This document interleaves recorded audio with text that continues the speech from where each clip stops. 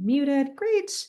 All right, it's 8 a.m., so we'll go ahead and get started. Welcome to Coplow Rounds. Happy October.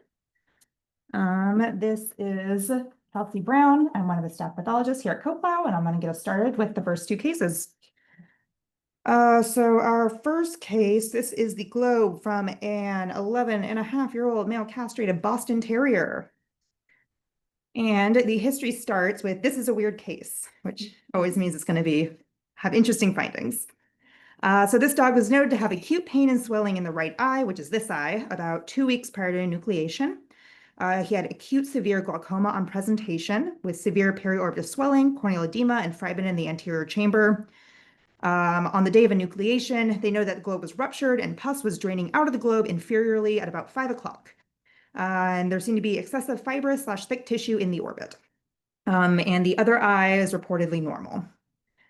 So here is the hemisected globe from this dog. We always have the cornea on top. Maybe this is our cornea right here. Also doesn't look so hot. This whole globe is quite distorted. We left on most of the adnexa and orbital tissues. So we have a little bit of our third eyelid right here. So this is more kind of the ventral aspect of the globe, while this is going to be more dorsal. We can see kind of what they were seeing during surgery, that there's all of this kind of firm tan tissue, which should be the orbital or episcleral tissue. Usually this is kind of soft and fattier, and just here it looks a lot more kind of dense. We have our sclera, so this bright white here is the sclera. As we follow that around, there's this area where we kind of lose that scleral definition. So this could perhaps be that rupture that they noted, or they said that there was pus coming out and appeared ruptured. And we can also see here's our uveal tract. As we follow that, maybe there's also a discontinuity. So I could believe that this might be a rupture site that they were seeing clinically. As we look kind of within the globe itself, there's just all this tan kind of flocculent or friable material filling most of the chambers. And we have our little lens right here. It's posteriorly luxated, kind of sitting in the vitreous within this exudate. And also have you pay attention to this little linear structure right here. Maybe something a little bit suspicious hanging out in the globe. I think that's mostly what I wanted to point out grossly. So we will move to the histologic findings. All right, so starting with our subrows, I'm gonna put it on correctly, maybe. I'm also going to that. Let's see. Okay. What? Kind of a large globe because we have all the attached tissues too, so I can hold it somewhat steady. Okay, so cornea is up top. This is kind of a mirror image of the gross picture. So we have posterior kind of at the bottom here. And our cornea of all things is probably the most unremarkable at this power. As we, again, follow our sclera, so there's this kind of bright pink band, follow that around. Then there's this large discontinuity in the sclera as well as the uvea. So there's this pigmented tissue, which is our uveal tract, and it also becomes kind of broadly discontinuous. So there is a scleral rupture right here. And maybe there's some fragments of scleral tissue. We have some kind of uveal tract hanging on, but otherwise there's just kind of this cellular exudate that's filling this space. And it seems to kind of travel all the way up to this defect in the limbus. So this is probably that area where they said pus was coming out of the orbit. We can see here's that little fragment of third eyelid to show that this is kind of our more ventral or inferior aspect of the globe. Looking at our orbital tissue, so we have sclera. This is kind of our episcleral and orbital connective tissue. Normally, it should just be kind of like adipose tissue. We have some skeletal muscle, but there's a lot of areas where it's thickened and replaced by sometimes what looks to be some sort of cellular infiltrate. It's a little bit more basophilic or blue. And then there's some areas where it's replaced with this kind of more pale eosinophilic, kind of what looks somewhat homogeneous from this view. But as we go closer, we'll see that's more like collagenous or fibrous tissue. Looking within the globe itself, there's kind of a similar cellular infiltrate within the chambers. And then we have our lens right here. There's kind of this area where it looks maybe disrupted, and there's a little bit more of the cellular infiltrate kind of within the lens as well. A little closer to show all of that. Let's see. So the globe's now been flipped 90 degrees. So the cornea is going to be on the right, more posterior aspect of the globe is going to be on the left as I move back. And starting with our cornea, a little bit closer maybe. Mhm. There's this kind of extensive loss of the corneal epithelium. So this should be lined by epithelium. We just have exposed stroma. So there's a large corneal ulcer. As we move more dorsally, we pick up this more attenuated epithelium. Yeah.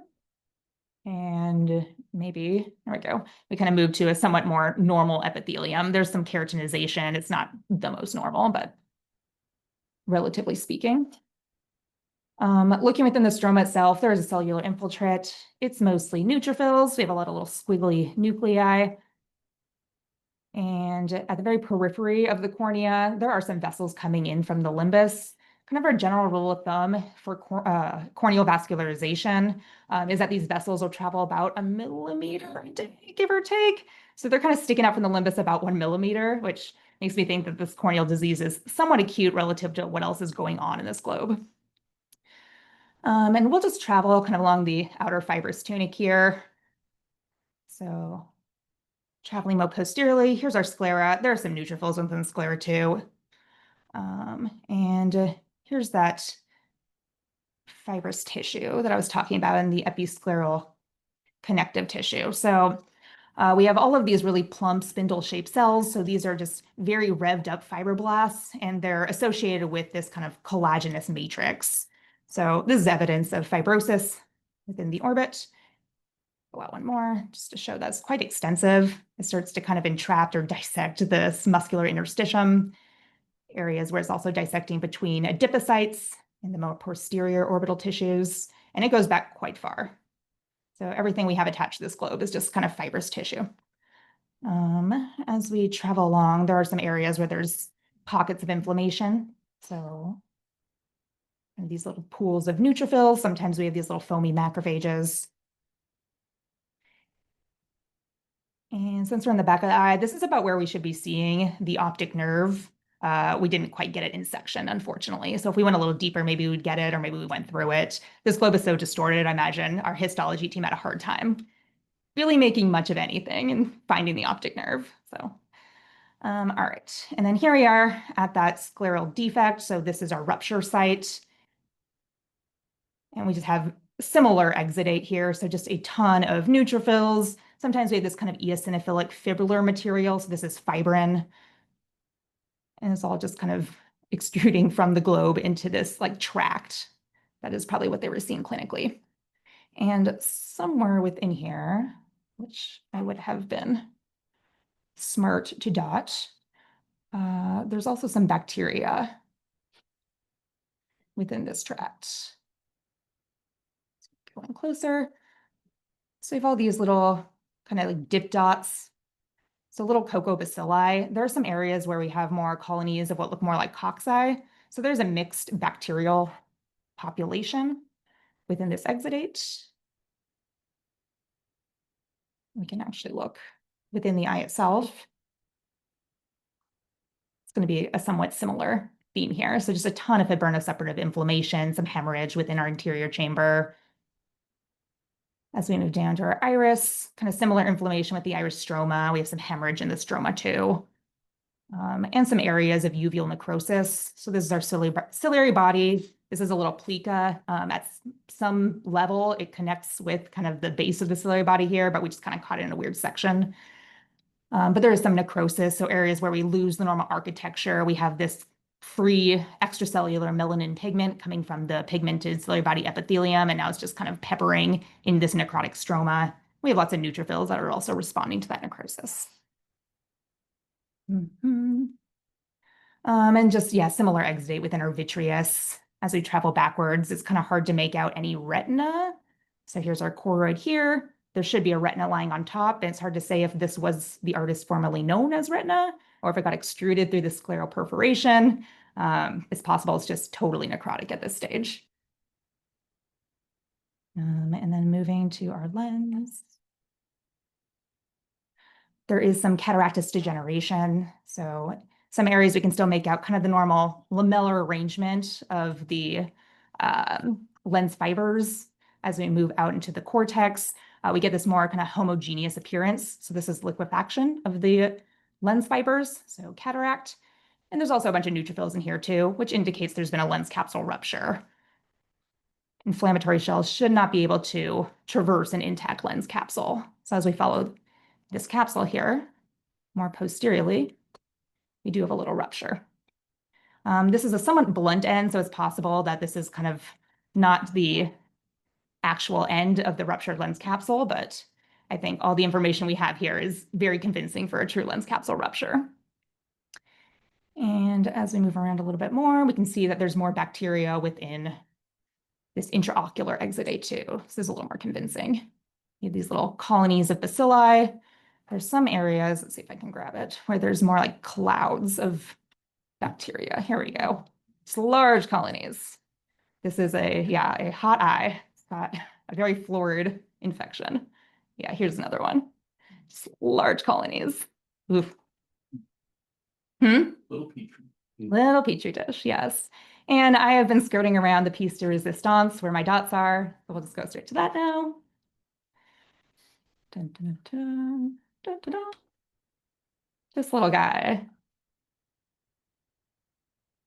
A little bit closer. Oh, yes. Everyone's standing and clapping for those watching. So we have this foreign material in the vitreous. It is quite refractile, so it's kind of shiny, I guess, is what we could say. And it has this parenchyma that has these compartments, and oftentimes those little compartments, maybe I can kind of zoom back and forth, are just filled with bacteria. So this guy has brought friends with him. So this is plant material, and I know what everybody wants. Go ahead and polarize it. So it is birefringent, as we would expect for a plant foreign body. Very pretty. Yeah, just gonna do the full rotation here. Wow. All right. So this is kind of the, I guess, smoking gun for this case. This is consistent with a plant foreign body, and all of these findings here are what I would expect to see with a migrating plant material. Oftentimes we think they come from the oral cavity or the nasal cavity. They migrate through the soft tissues into the orbit and then eventually make their way into the globe. So that would make sense what we're seeing here. We have this evidence of pretty chronic orbital disease, which makes me think this plant material probably was in the orbit first. And then we have more kind of acute infection, acute injury within the ocular chambers and the ocular structures. This plant material loves to bring in bacteria. Oftentimes we'll see a mixed bacterial population as we're seeing here. So all of this is quite fitting. And then the scleral rupture, it's possible this could have started as kind of the site of penetration of that foreign body. Oftentimes with the endophthalmitis, we will see kind of a subsequent scleral rupture because we'll see devitalization of the scleral collagen. It gets weakened, it eventually ruptures. So it's possible this was kind of a more acute thing that happened after the plant material got into the eye. And the most common plant material that we remove from these eyes are grassons. And oftentimes these dogs are from California. This particular dog is actually from Utah. So they cannot read the book. It's close enough to California. So what's interesting about these foxtails is that something I think we realized later when we didn't know those were foxtails until Dr. DeBilze took a lot of these slides to a plant pathologist. Jeff thought it was a great idea. Yeah. And the guy looked at it and was like, oh, that doesn't look like mature, like a stick, because we usually call those stick in the eye for short. And he said, oh, it looks like more like seeds or like a grass on. And we were like, oh, that makes so much sense, right? And then it also answered a question that we always had, because some of these, the perforation in the sclera was way posterior, kind of close to the optic nerve, which makes it very unlikely for like something coming from the oral cavity, like, dog chewing on a stick, to go all the way to the back, but makes sense for a migrating on, right? If you imagine the orbit and there's that cone of muscle that kind of surrounds the globe. So every time it moves, it kind of narrows it down and funnels in towards that posterior aspect of the globe. So that was satisfying to kind of learn and to get a potential explanation for that. Yeah. It's similar with porcupine quills too. Those just love to travel forward, never back. I don't think we see porcupinosis quite as often though. So you attributed periorbital fibrosis to maybe that original one, but these guys come in clusters. So That's possible, yeah. possible we had 3 or 4 from one Mhm. Good point. cattail type Yeah. structure, a little wheat type structure. Yeah. For those listening online that couldn't hear that, Dr. Gasper mentioned that these guys come in clusters. So it's possible that, I'm assuming this is maybe that plant foreign body. This guy made his way into the eye, but there's other ones that are also bopping around somewhere in the orbital tissues as well. So that's a good point. All right, so here are my diagnoses, just a lot of itises for this one, but main thing bolded, intraocular mixed bacteria and plant material. All right, so hopefully that provides a good answer for the clinician for what was a weird case for them. Okay, my next one's a little bit shorter, save a little time. So this is the globe from a also 7-year-old male castrated mixed breed dog. And the history that was provided for us was that a ciliary body mass was noted in the right pupil. The mass extends caudally and nasally into the vitreous body. Let's see. And they said that the eye was still comfortable. There was no glaucoma. And the duration of the problem is unknown, but they suspect that this has been present for maybe 3 to 6 months. So here's that hemisected globe. We can indeed confirm that there is a mass associated with the ciliary body and with the iris. Here's our iris leaflet kind of pushed up against the cornea. And we described it as tan and multilobular, and there were streaks of hemorrhage associated with it. I also really liked this photo just because it has a beautiful asteroid hyalosis. Selfishly, that's maybe why I picked this case, because I just think this is a really, really striking severity of asteroid hyalosis, which is a totally incidental finding, but it's quite lovely here. All right. Reload. We're doing that one. 2. All right. Starting with our subgross with the cornea on top. This one, there are really not many changes besides this mass and then also this asteroid hyalosis, which I'll stop talking about. Oh, thank you. Oh, you just did it. Sorry. Thought you were pointing at me to do it. So here's our mass. It is quite basophilic or purple-blue, just meaning that it's quite cellular. And it is indeed associated with our uveal tract. So we kind of have this iris leaflet smashed up against the cornea, as we saw in the gross photo. Here's a little bit of our ciliary body. And it's just kind of lining the uveal tract. It is protruding into the vitreous a little bit into the posterior chamber, maybe pushing the lens a little bit to the side. And there's an associated retinal detachment on that side as well. Rest of the globe looks quite good. All right, so starting with the anterior aspect of this mass, it has a lot of classic features for what's a, I don't know, somewhat common intraocular tumor that we see. So I've already spoiled it, but this is a neoplasm. We have this homogeneous population of cells making a mass effect in the eye.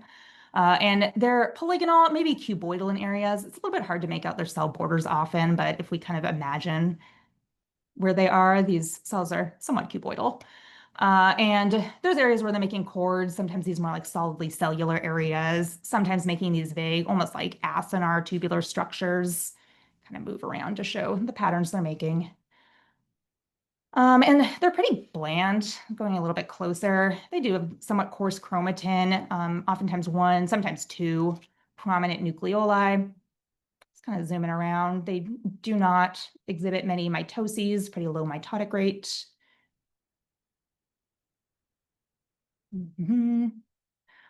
So all of these features are consistent with an iridociliary tumor, iridociliary epithelial tumor. So a primary neoplasm arising from the iridociliary epithelium. Not just the morphology, but the location. Oftentimes these will kind of line the uveal tract and blend with the epithelium of the iris and ciliary body. Sometimes they'll infiltrate the uveal stroma as well. This one's kind of just staying along the surface. Yeah, maybe blending with the ciliary body here.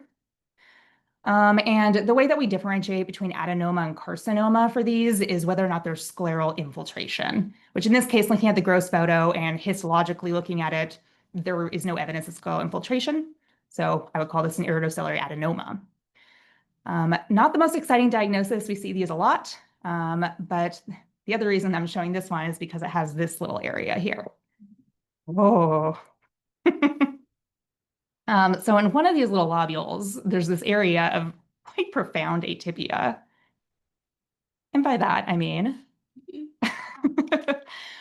have cells that don't quite look as bland as they did before. So they've kind of lost that cuboidal look. They're pretty amorphous. They have gigantic nuclei. So there's karyomegaly. Oftentimes they're kind of twisted or indented. There's some areas where I can't tell if it's just one monster nucleus or if it's a multinucleated cell. I can just kind of scroll around. I don't know what this guy's doing. This is actual like imperipolysis, or you have a cell like invaginating in, or yeah, molding. I'm gonna show this. So yeah, a lot of variation in cell and nuclear size. Yeah, I don't know what this guy's doing at all. And I can scroll around a little bit more, but we start to pick up a few more mitoses here. So there's a mitotic figure. This nucleolus is the same size as this cell. It's wild. I could look at this forever. It's crazy. But it does then blend kind of with this area that kind of returns back to that normal iridociliary adenoma look. Here that is. So this isn't totally uncommon, or I don't know, we don't see it too often, but this isn't unheard of. We will see areas with just profound cellular atypia arise in these areas of what looks like a very bland adenoma. And we're at this point kind of unsure what it means. For all intents and purposes, it doesn't seem to alter the prognosis, so we still call these adenomas. We tend to add in our diagnosis with cellular atypia just to keep track of them. So maybe at some point we can retroactively go back and follow up with these patients to see if it does have any significance. But at this point, we do still suspect this has a good prognosis with complete excision, which they did achieve in this case. So we have that quickly just because I love them. Just quickly show this little asteroid belt, beautiful asteroid hyalosis, which for some reason we do often see in conjunction with these iridociliary tumors. Again, significance of that is totally unknown. This is an incidental finding, but it is just kind of a funny association. And everything else in this globe is totally normal. As the clinician mentioned, there's no glaucoma. The retina and optic nerve head look great. No evidence of glaucomatous injury.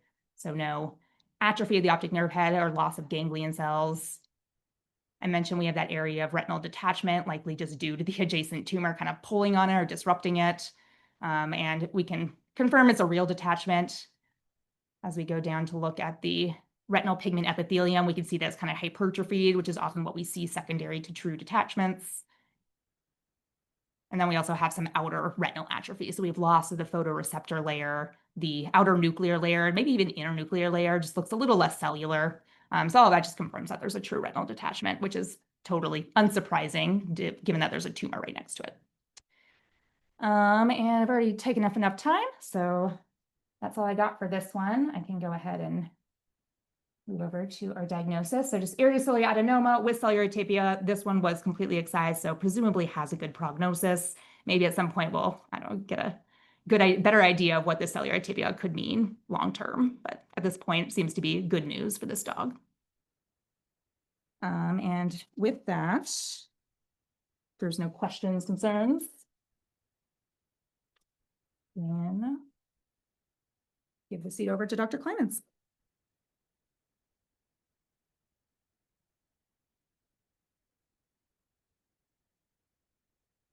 All right. I am the aforementioned Dr. Hyman's.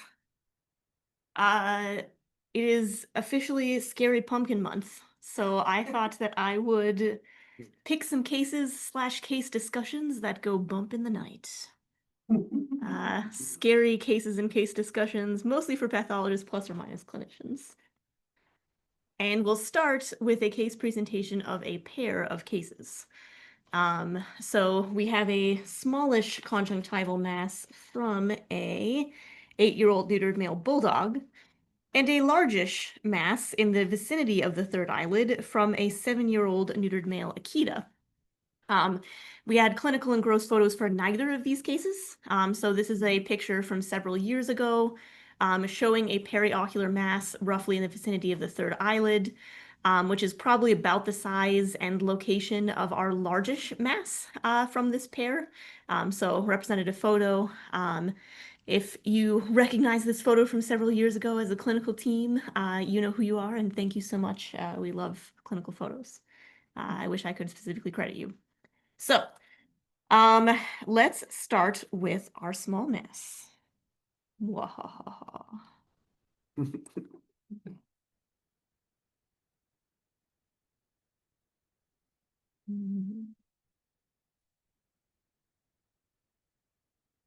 Here it is. You can see, well, actually, we should probably do a little bit. There's probably not much to describe from the clinical side. They do call it a vascular mass at the leading edge of the third eyelid, approximately 5 millimeter diameter. And not much else of note that I'm going to describe. You can see from low magnification that this mass does indeed have a lot of blood to it. It's got a kind of bloody look. We do have it in the conjunctiva. It's overall pretty well demarcated, although it's getting a little bit infiltrative at its base. Let's look closer. Wow, this is a weird one. So we have these cells which are lining these fibrovascular to collagenous beams, which anastomose. And then in the middle of these areas, there's a bunch of blood admixed with free-floating cells. Let's take a closer look again.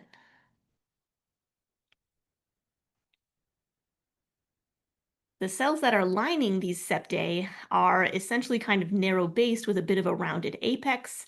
They do kind of look like they're attached at the edges here, but in other areas they tend to get a little bit more rounded up. And it is indeed neoplastic cells admixed with the blood in these sort of spaces here, and where they are there, they are very much round.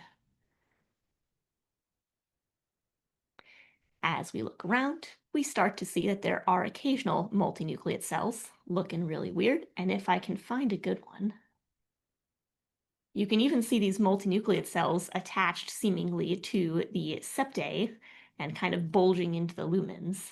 That looks pretty weird. I think there's even better ones elsewhere. Here's another really big multinucleate cell.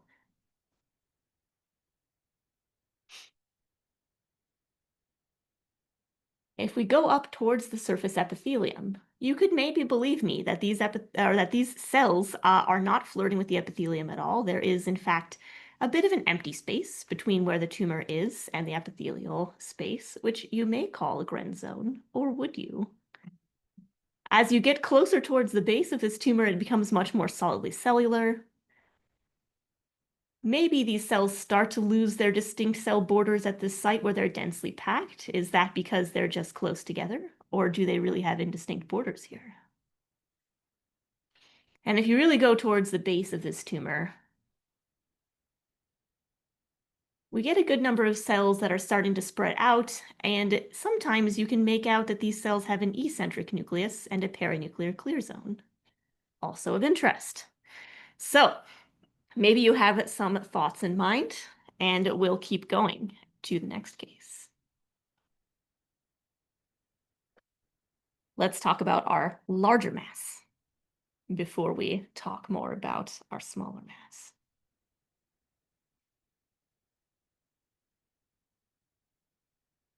This is a different individual. Different individual. This is over from our bulldog with our smallish mass to our Akita with our largest mass. And you can see that this is associated with the third eyelid. Here's the tiny little leading edge of the third eyelid there, and this giant mass occupying the base of the third eyelid.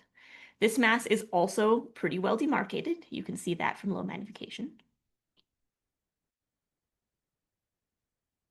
And what I'm going to do is start by zooming in at the edge of this mass.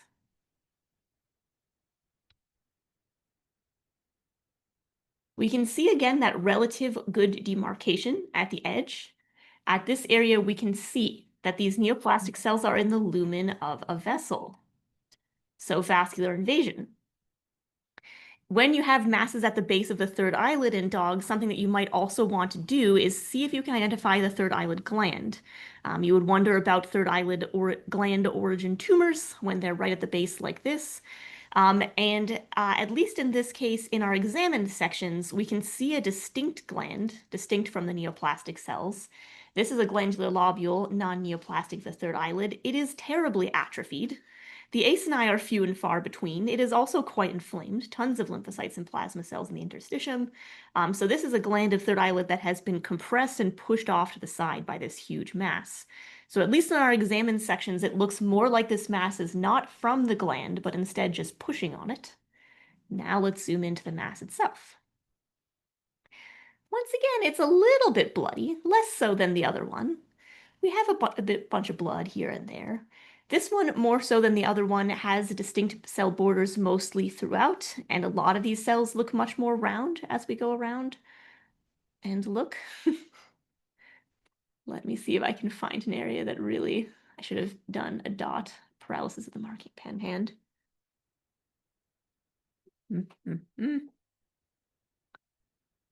Let's see. All right, we start to get that sort of pattern over here, where we have these sort of central pools of blood, and then these cells are kind of lining maybe these thin fibrovascular collagenous septae and surrounding these pools. They sometimes start to look a little bit more, I don't know, kind of polygonal, but overall they do have distinct cell borders.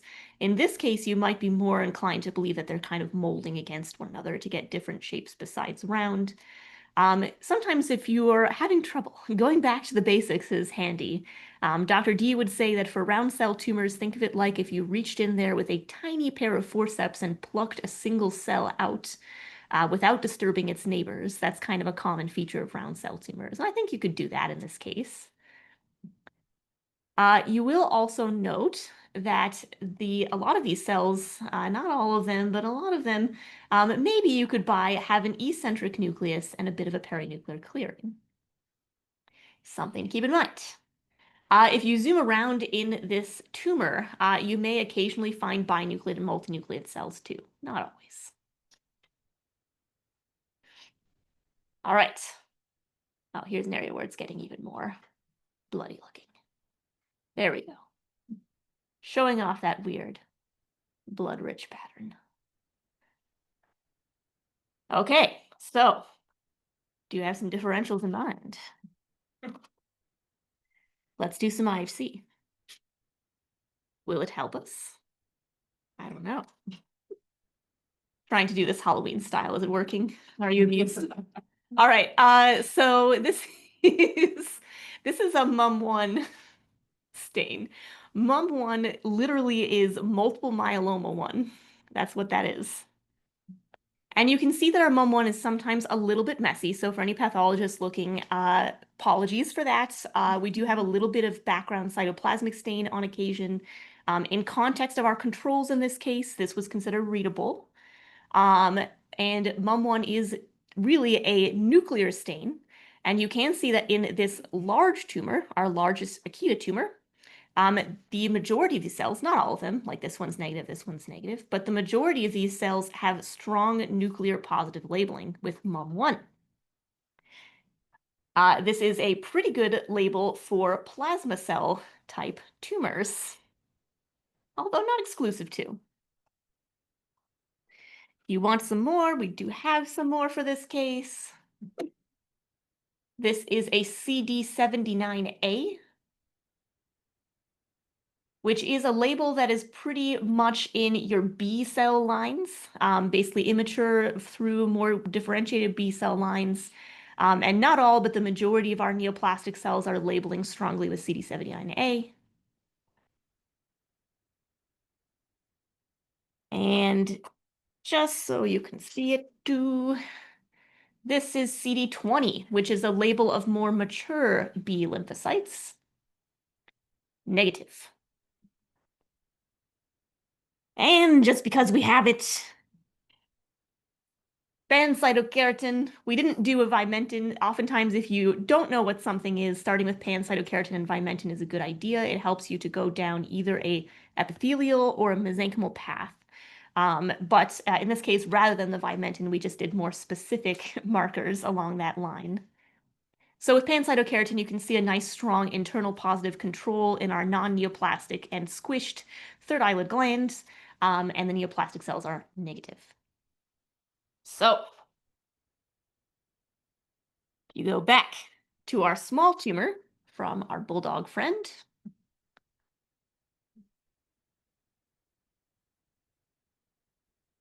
Once again, a bit messy, so apologies for the bit of the cytoplasmic labeling that we're seeing in context of controls, still reasonable, but you can recognize again the nuclear labeling of our MUM1 and it diffusely, even this really weird tumor. Let's go to an area where it's doing its liney stuff. Here we are. It is positive for MUM1.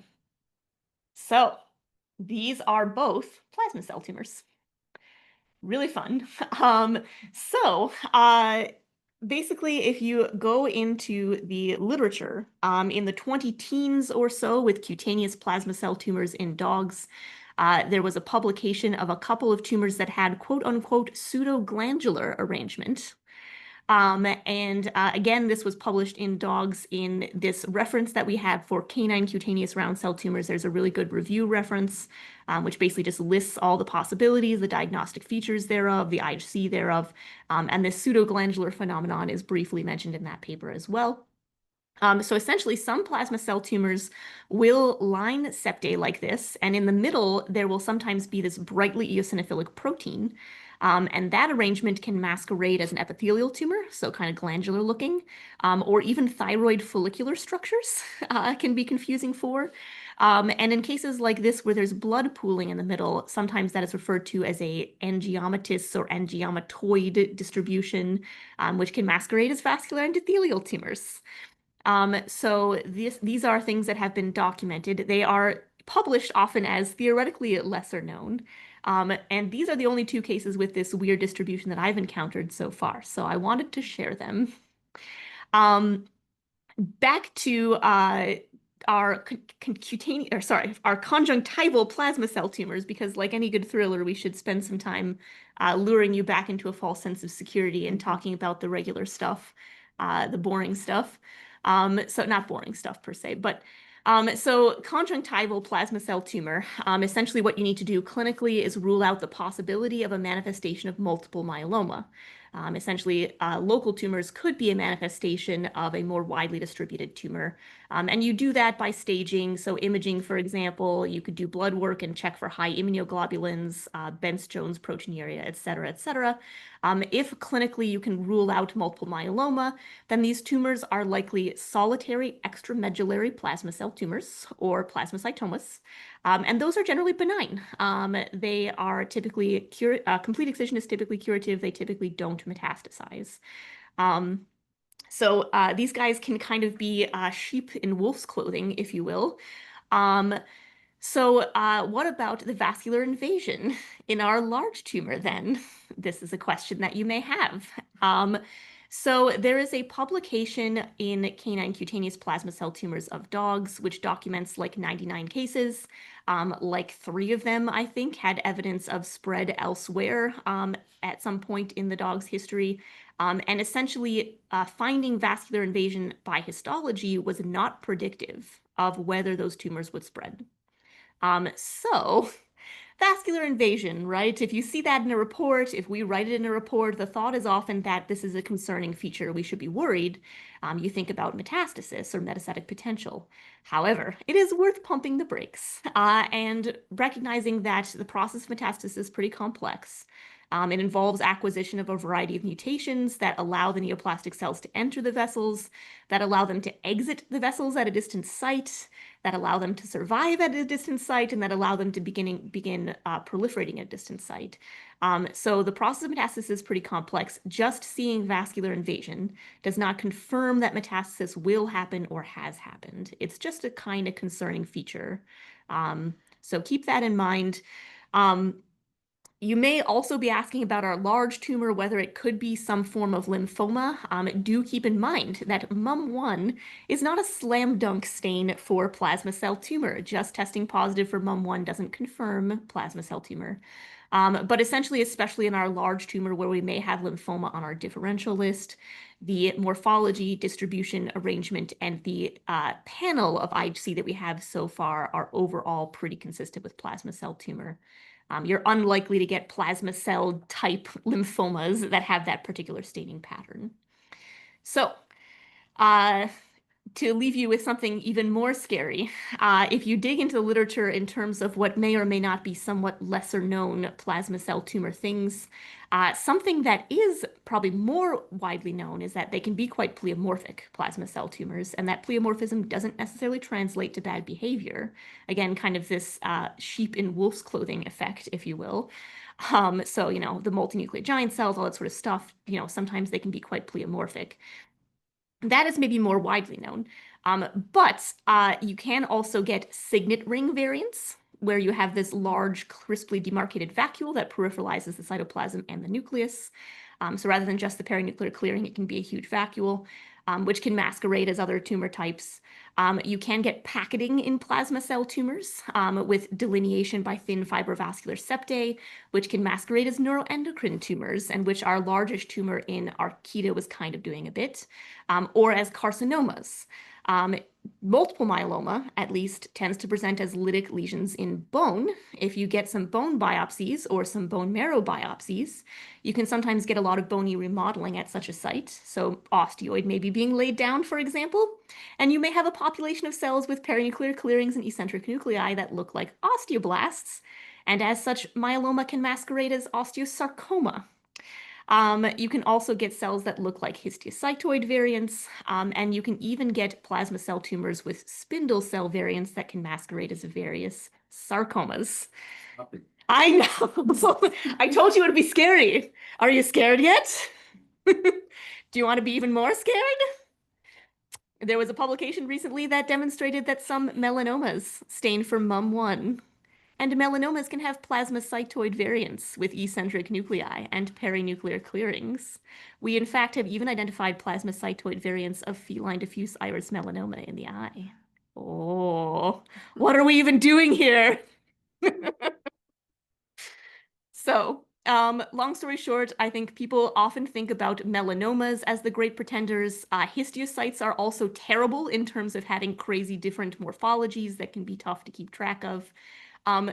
I knew about the pleomorphic variant of plasma cell tumor, but didn't really think, I think, of plasma cell tumors as much of the great pretenders as I think they ultimately are. So if you too were not aware of some of these potentially lesser known variants of plasma cell tumor, now you are.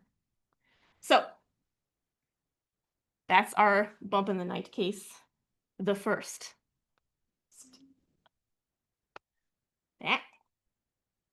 There we go. Or I could put up angiomatoid or pseudoangiomatous if you wish, because it was more bloody in this case. All right, if there are any questions, cue the theremin music, throw a splash of copper-rich stuff on the fire. Whoosh, green flames. All right, here we go. So we have our next case. I have no picture for this case. Are you frightened yet? There's no picture for this case. I can't even find a representative photo. So this is a 2-year-old spayed female cat, young cat. The history is really, really interesting. The owner left the house for about 2 hours, and upon returning to the house, found that the cat suddenly had a golf ball-sized swelling below the right lower lid. Swears was not there at all 2 hours previously. So that's wild. Speaking of things like vascular invasion that may kind of increase level of concern, if you think about things that are concerning for tumors, rapid changes in size is one of them, right? And the reason for that is that we worry about rapid proliferation of cells, right? A mitotically active population. But it is also important to pump the brakes on this. And remember that rapid changes in size aren't always because of proliferative capacity. So, for example, mast cell tumors are classic for rapid changes in size, and that's most often associated with edema and/or hemorrhage because of release of these sorts of exciting histamine-type stuffs from mast cell tumors. Sudden necrosis or infarction and things like that could be associated. In this case, one of our visitors initially suggested this for this case. It is possible that this tumor kind of prolapsed suddenly from the orbit. It was growing behind the eye and then suddenly popping out from behind the eye is why it seemed to appear from nowhere. So for our Halloween thing, we have a sleight of hand tumor, if you will. Let's see. The mass did decrease in size slightly with oral prednisolone, which might be interesting. And then FNA was inconclusive, but showed a possible round cell proliferation. The mass was not drained by aspiration, and they ultimately decided to remove as much of this mass as they could get. They called it about a 2.5 to 3 centimeter soft flocculent spherical subcutaneous mass below the right lower lid. It was well circumscribed by their history. Well circumscribed, typically a feature of benign tumors. They took it out. They sent us the bit that we have. All right. Let's take a look.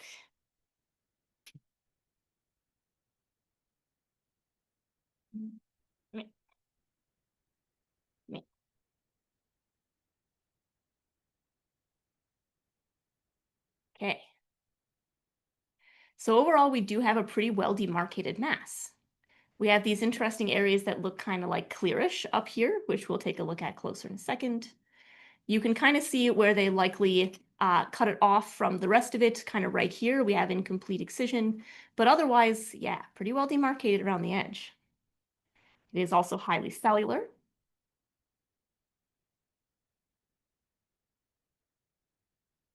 But then as we drop in, it starts to get pretty weird.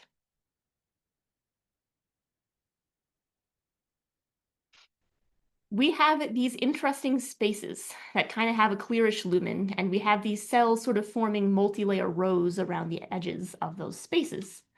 And the cells tend to be kind of discohesive and maybe spreading into those lumens somewhat. I don't have the condenser in. That was the scariest part. Here they are. We do have some degree of nuclear atypia going on here. These nuclei actually do look kind of weird. They've got coarsely clumped chromatin. They've got distinct nucleoli. Sometimes these cells kind of mold against one another, but overall they have pretty well demarcated borders. Look at that giant nucleus though there, and that one there. So we do see some pleomorphism. We go to the edges. Overall, this thing almost seems to have a capsule to it, and what I would bet is this is actually more of a pseudocapsule of compressed collagen. And even though it overall seems well demarcated from low magnification, as you zoom in at its edges here, it's getting a bit infiltrative here. And especially at the edges, the cells start to look more spindle-shaped. Are these round cells that are being kind of squished, or are these spindle cells that are rounding up? You be the judge. All right, we'll keep going. So as you look around in this spindle cell population, maybe I'll find one. I again should have marked these areas. There we go. You could maybe be convinced that some of these cells are binucleate and these nuclei are kind of rowing up. Maybe like boxcars, except for they don't really do the boxy ends. So maybe not like boxcars, but we can see this feature over here, somewhat, sort of. All right. So we'll do some IHC. You have some differentials in mind? Plasma cell tumor, maybe? Did you do a mum one? I didn't. Don't even bring up mum one right now. So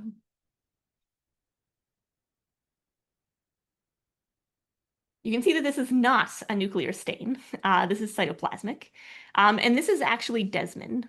So the neoplastic cells are essentially diffusely positive for desmin, which is a marker that's pretty much for your muscle, your white fat, and your brown fat. They have kind of a common progenitor, so there's a little bit of overlap there with desmin. Pretty much diffuse positivity on these cells for desmin. And this is muscle actin. Let's see if I can find on the edges here. This is called skeletal muscle actin in our lab, but it's not specific to skeletal muscle. You can see that it is getting a nice positive internal control in the walls of our vessels. And a lot of the neoplastic cells are negative. However, as you look around, eventually, wait for it. There are occasional neoplastic cells that are positive. So for example, this really big, scary looking guy with its massive nucleus is showing some positivity. So a relatively small percentage, but a non-zero percentage of our neoplastic cells are labeling this actin. So this tumor is not a plasma cell tumor, and it's not a lymphoma, which might have been a thought for a round cell tumor in a young cat that kind of responded maybe a bit to prednisolone. This is actually a rhabdomyosarcoma. So let's drop back into one of those fun areas while we talk. Okay. So this is one that's scary to both pathologists and clinicians. And if we wanted to, because of this pattern that it's doing here with these septae and kind of lining these septae with empty spaces in the middle, we could call this an alveolar rhabdomyosarcoma, so named because it kind of is reminiscent of lung in some areas, or kind of the alveoli of the lung. And this would be an embryonal form of rhabdomyosarcoma, is also another important label for this. We have, let me see here. I have it written down. In the Coplow database, we have 3 tumors, orbital tumors in cats, with a differential diagnosis of rhabdomyosarcoma, none of which, as far as I know, were actually confirmed as rhabdo. So this is a true cursed unicorn zebra of a diagnosis. We don't make this diagnosis a lot, and none of those were like specifically identifiable as like embryonal or alveolar. This is a really, really weird presentation in the orbit of a cat. So even though probably the 2-hour presentation of this mass was somewhat sleight of hand, it turns out this tumor is most likely actually a rapidly dividing tumor. Rhabdomyosarcoma in general, for example, in dogs, tends to be a pretty locally aggressive tumor. It's a bad actor. So even though we don't have a lot of information specifically on orbital rhabdomyosarcoma in cats, we would kind of be concerned about this one. And it is also worth noting that the embryonal forms of rhabdomyosarcoma can be a young animal's cancer. So this 2-year-old cat is kind of fitting with that. So both a tumor that goes bump in the night for pathologists, because rhabdomyosarcoma can have round cell variants and botryoid variants in the urinary tract, which are terrible to diagnose, and because it's not a great diagnosis for your patient on the clinical side of things.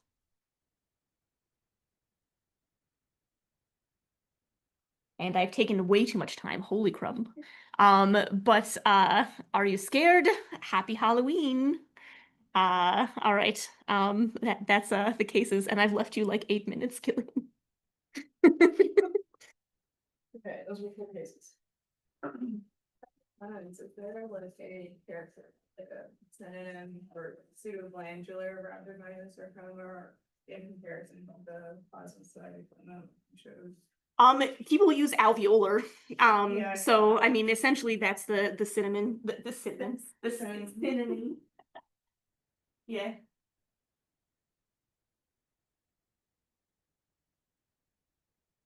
Alrighty.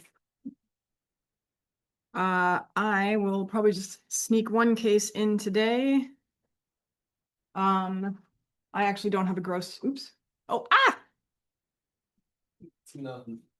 I don't have a gross photo for this case because it was so incredibly boring when I cut it in half. All right, this is an eye from a 12-year-old horse, a mare, a warm blood. The history we got was non-painful corneal opacity of the left eye, which started in June of 2025. Noted to increase in size, meaning probably area of the cornea that was affected.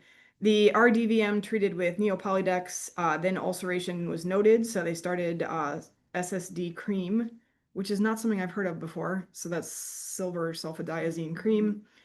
On referral, September 1st of 2025, had an IOP of 55. The fluorescein stain was negative, so the ulcer had healed. But they noted severe diffuse corneal edema, relatively myotic pupil, and a few pigmented keratic precipitates. They were unable to assess for aqueous flare due to the density of the corneal edema. Ultrasound showed no obvious intraocular mass, retinal detachment, or Descemet's discontinuity. So their rule-outs were primary versus secondary glaucoma, duration of 3 months. And when I cut the globe in half, the most exciting thing was that the cornea was cloudy. Two things. Cornea was cloudy, and the optic nerve was maybe slightly cupped. So that is why I did not take a picture. Let's go to our histology, and we're just going to go right to the more magnified view. All right. So here is our cornea. Here's the iris, so the back of the globe is to the right. From this low magnification, you can see that there's a little bit of increased clear space in the superficial corneal stroma, so that's consistent with corneal stromal edema. And then when we go a little bit more in the other direction, you can see that the epithelium is detached and there's white space in the middle here. So that can happen artifactually, and so if you're concerned about a true subepithelial cleft, you have to go in and look for loss of polarity or like disorganized sort of organization of the overlying epithelium that is detached. This was maybe a little bit convincing here and there. So for example, here's a decent basal layer here, but then it kind of goes away here. So that's considered loss of polarity, which is the hallmark of true epithelial detachment. Epithelial detachment and subepithelial cleft formation commonly occurs with prolonged corneal stromal edema. So there we go. I did meant to go the other way.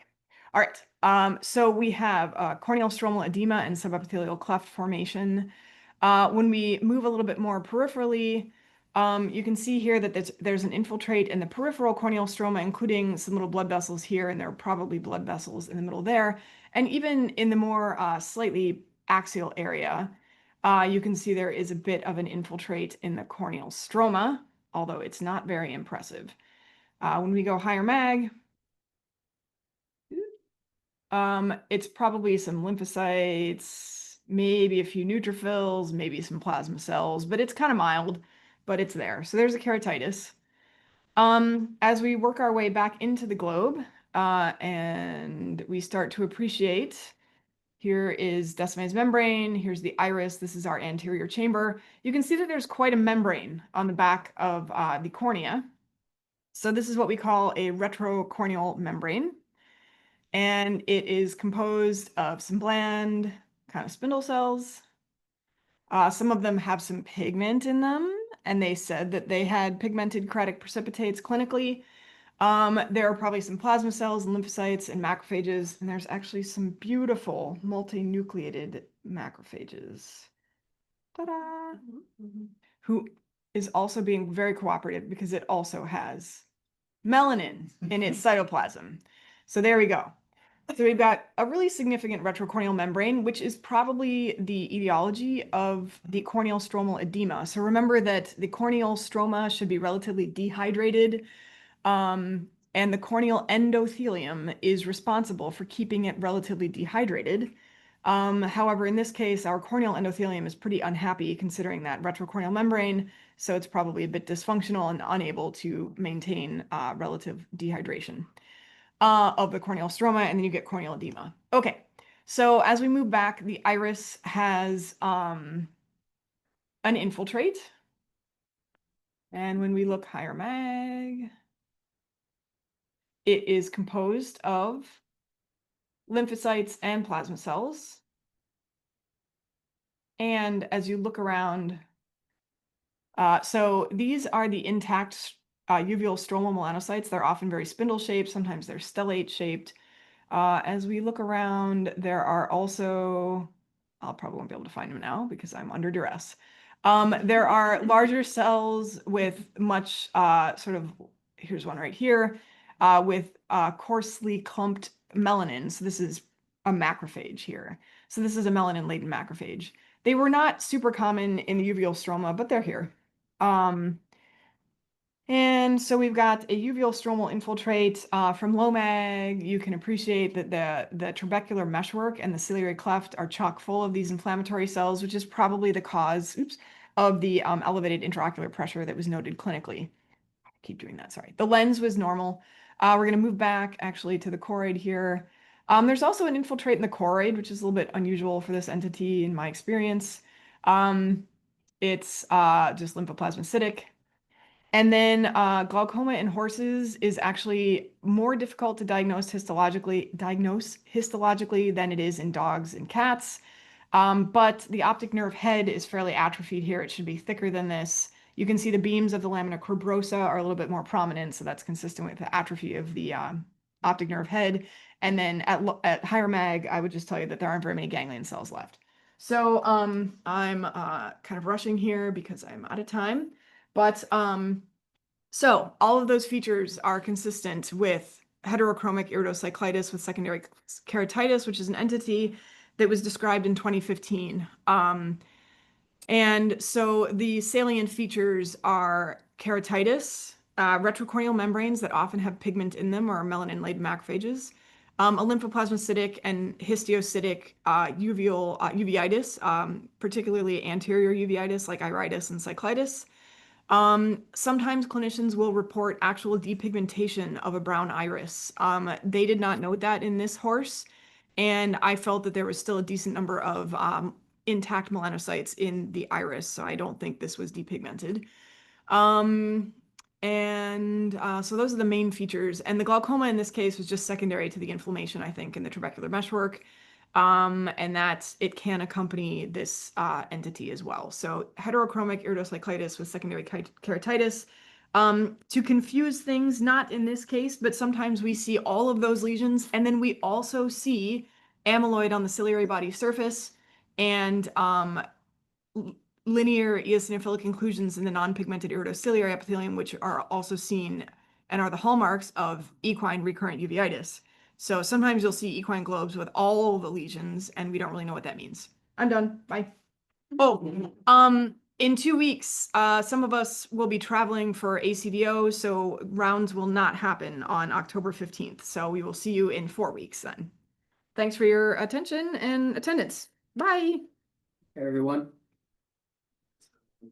I thought for Dr. Davis that